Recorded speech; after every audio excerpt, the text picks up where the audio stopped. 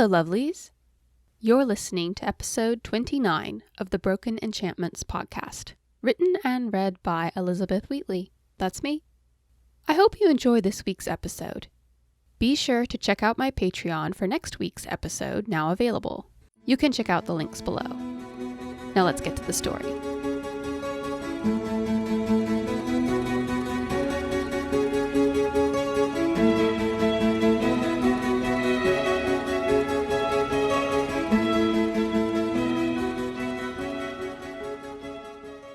Shoving the corpse off, Janir couldn't look at either of the bodies. Cradling her wrist, she feared she would vomit as it was. Thank you, Karile. He had just saved her life, even if it was his fault she'd been in danger in the first place.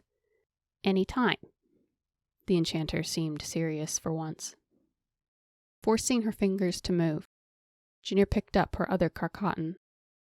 Studying the iron blade on the ground, Janir wondered why men from the highlands would be thieving this far south. Why didn't you light up? What? Janir blinked. Karile stared at her. You know, why didn't your eyes light up green and your face get all twisted up in a knot and snap their heads off or something? I can't control the Riangar, Karile, Janir said with a wince. Her wrist wasn't broken, but it throbbed.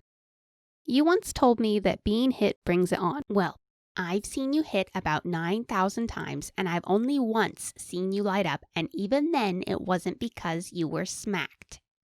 I don't know how or why the Riangar does what it does, okay? Janir fretted over her wrist. Seovan and I think it's brought on by fear, probably for someone else, when there's absolutely no other option. And when you lit up in the crystal chamber?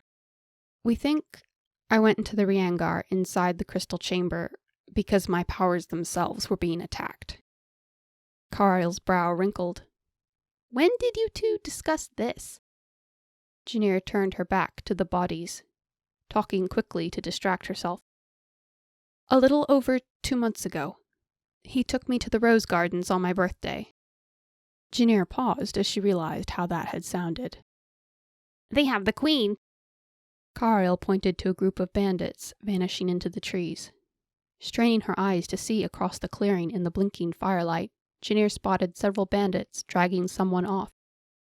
Before they disappeared into the trees, she glimpsed the queen's flailing arms and a flash of Gwenna's red hair. They must have been planning to capture the queen and hold her for ransom, Janir reasoned. It struck her that, had she not been taking care of Karile, she would have been with them, which probably meant she would be dead or captured. Not that being with Karile had proven all that safe. We've got to do something, Karile cried. Father told us to stay back, and so I will, Janir replied, swallowing. He wouldn't have wanted me to follow you in the first place. Concern prickled her insides, especially for Gwenna, but Janir would do more harm than good. He didn't see them carry her off, look. Karile pointed to where Armandius was still engaged in fighting off several brigands near the wagons, blind to the queen's abduction. To her horror, several armored bodies of knights laid on the ground. We have to help her! Karile raced into the trees. Karile! He didn't stop, and she plunged after him out of habit, blundering into the forest on the little enchanter's heels. Why in the name of Amatons did she keep doing this? When would she learn? They spent at least 15 minutes lost in the trees. Karile kept leading them in the wrong direction. Janir cursed, partly with frustration and partly because her wrist was beginning to swell. She must have sprained it. They must have stumbled around for minutes before they heard fighting from the trees up ahead. Breaking into a run, Karile tore through the woods and Janir faithfully followed. As suddenly as it had begun, the clashing swords stopped and calmed into what seemed to be negotiating voices. Janir touched Karile on the shoulder. After grappling for a moment, he made it clear he was going on either way. Feeling powerless, Janir held a finger over her lips. They should be very careful and quiet, assuming he was capable of either. Karile nodded in silent agreement.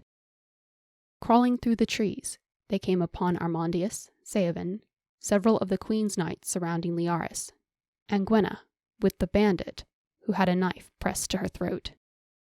Liaris had been rescued, but Gwenna was now held hostage. Armandius was here, but they were in a stalemate. To their left, in the trees, Seven crouched with a strung bow and a nocked arrow angled at the ruffian. Armandius appeared to be reasoning with the outlaw. The Queen's knights practically toted the panting Liaris away. Only the leader and a handful of others remained with Armandius to deal with the surviving bandit. Lady Gwenna's chest heaved, and her eyes were wide, but she remained calm. The bloodied bodies of the bandit's former comrades lie strewn about at his feet. "We can make an arrangement," Armandius reasoned, talking in a placating tone. "No arrangements, lordling. Drop your weapon, or she dies." The thug's voice wavered with uncertainty. He was afraid. After seeing his friend slain, he would be. "If you kill her, you will soon follow." Armandius remained blank, impassive, yet his sword was held at the ready. "If I kill her, you will be disgraced before your friends and her family, and I know how you lordlings value your honor," the bandit sneered. "Janir?" Karile whispered. She and the enchanter were no more than 20 feet from Gwenna and the brigand. "Do you think your elf friend is as good an archer as he is a swordsman?" Karile quietly pointed in the direction of Seven concealed in the trees. "Of course he is," Janir automatically retorted in a hushed tone. "I'm sure of it." "Would you bet your life on it?" "I would trust Seven with my life under any circumstance," Janir said with conviction. "Wait, what?" Before Janir could stop him, Karile tossed a pebble and sent it sailing toward the bandit. It hit the brigand on the temple lightly, but hard enough he noticed. As the robber automatically turned to see where the pebble had come from, he shifted his weight, and the knife lifted ever so slightly off Gwenna's skin. Instantly, Seven released the arrow and sent it darting through the air to bury itself in the brigand's throat. The thief gasped and choked for a moment, then toppled to the forest floor, dead. Gwenna didn't move. Armandius sheathed his sword and stepped toward her. "My lady, are you well?" "Yes," Gwenna replied, trembling. "Yes, I'm fine." Resuming command, Armandius turned to the leader of the Queen's knights. "See to the dead. Count the casualties. But first, check and see if there are any more of those lowlifes lurking about." The captain nodded in agreement and strode away to comply. Though he might not be in the good graces of his equals, Armandius was still a leader. Seven emerged from the trees with half interest, examining the dead thieves. He kept his distance from the bodies, peering at them as if he were being forced. Armandius drew closer to Gwenna. She shuddered and covered her face with her hands. "You're safe now," he said, touching her shoulder and guiding her back in the direction of the camp. "Idiot!" Janir cried, unable to keep it in any longer. "You stupid, moronic, clueless, brainless idiot! Do you have any idea what you could have done?" "It worked, didn't it?" Karile indignantly protested. "I never said I wanted you to try it!" Janir shrieked. "Janir! Karile!" Armandius sternly called. "Get out here right this instant!" His voice was cool, controlled, but Janir recognized it to mean she was in trouble. Ashamed, Janir sulked out from behind the thick branches where she and Karile had been crouched. There were leaves in her hair, scratches over most of her exposed skin, and if she had ever looked like a guilty hooligan, it was now. "I'm sorry, father," she began, lowering her head as much out of shame as to avoid looking at the bodies. "I truly am." "I don't see why I have to apologize," Karile retorted. "As far as I'm concerned, I saved the woman's life." In that moment, Janir had a desperate desire to sock her friend in the jaw. "I shall speak to you later, Enchanter," Armandius snapped. "Janir, I would normally be furious, and in the future I hope that you shall heed me better. However, I shan't lecture you on what you already know. Seven," Armandius gestured at the elf, "would you please escort my daughter back to the camp?" "Of course, Lord Caterson."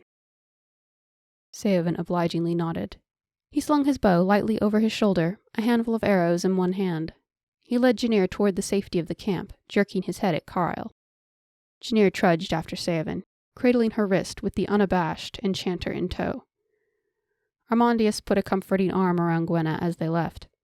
Janir wondered if that would be considered inappropriate, Gwenna being betrothed to another man. "What did I say, Janir?" Karile grinned. "Interesting things happen around you. That, and there is the matter of an unknown enchanter who wants to rule the world. You could come in handy for that." "I'm going home. I'm done questing with you." Karile seemed to take all the recent death rather lightly. It made her uncomfortable. "We'll see." "What do you mean?" Seovan glanced over his shoulder. "Questing and enchanters?" "Nothing," Karile hastily responded. Seovan glanced over to Janir quizzically. "I'll explain later," Janir replied. Karile made an unhappy whining sound. That seemed to satisfy Seovan for now. "Come." He paused, frowning. "What's wrong with your hand?" Janir let him gingerly pick it up, examining it carefully. "I think it's sprained." His fingers brushed carefully over her wrist. Butterflies burst to life in her chest, and odd little shivers scurried along her skin. "I think it is," he reasoned. "Not broken, though." His voice was soft, so soft, like his touch.